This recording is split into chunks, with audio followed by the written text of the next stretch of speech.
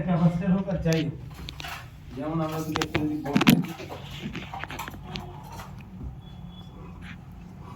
যেমন এখানে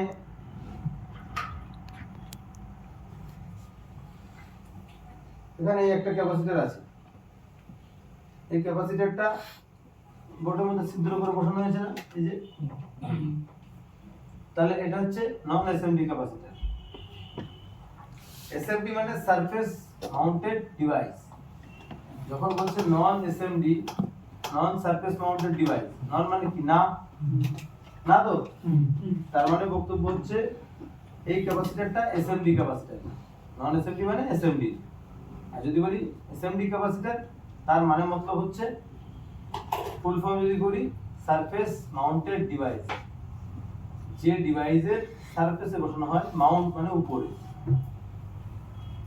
সেই ক্যাপাসিটর গুলোকে এসএমডি ক্যাপাসিটর বলে। এখন যদি একটা ক্যাপাসিটর 3 ইউএফ এর হয়, 3 ইউএফ বলছি মানে কি, ক্যাপাসিটির কথা বলছি, মাইক্রো ফ্যারাডের কথা বলছি। 3 ইউএফ এর হয়, ক্যাপাসিটরটা কত ভোল্টের, ধরো 20 ভোল্টের। এটা হচ্ছে নন এসএমডি, এটা হচ্ছে নন এসএমডি। এটা যদি 20 ভোল্টের ক্যাপাসিটর হয়, 3 মাইক্রো ফ্যারাডের হয়। আর এখানে যদি কোন এই ক্যাপাসিটরটা মনে করো 3 ইউএফ এর আর 20 ভোল্টেজের ক্যাপাসিটর, তাহলে কাজ একই হবে। বুঝা গেল? ছোট মোবাইলের মধ্যে ছোট ছোট ইউজ করা হয়, কিন্তু যেটা তার ভ্যালু সে সেই অনুযায়ী কাজ করবে।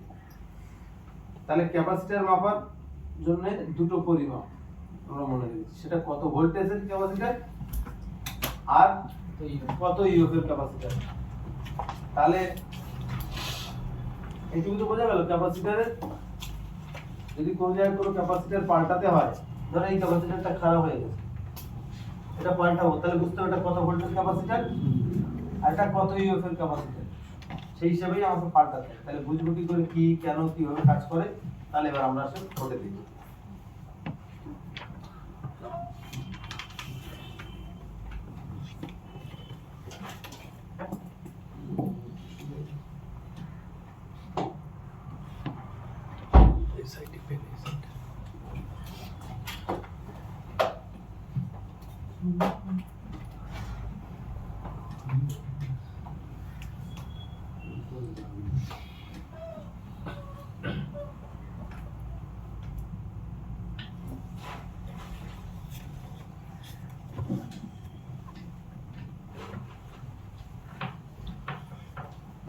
এদিকে নেই না,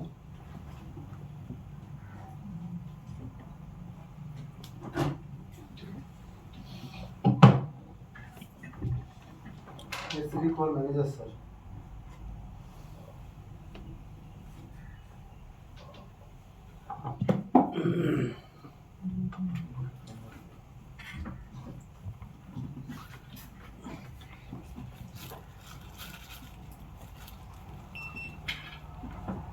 স্যার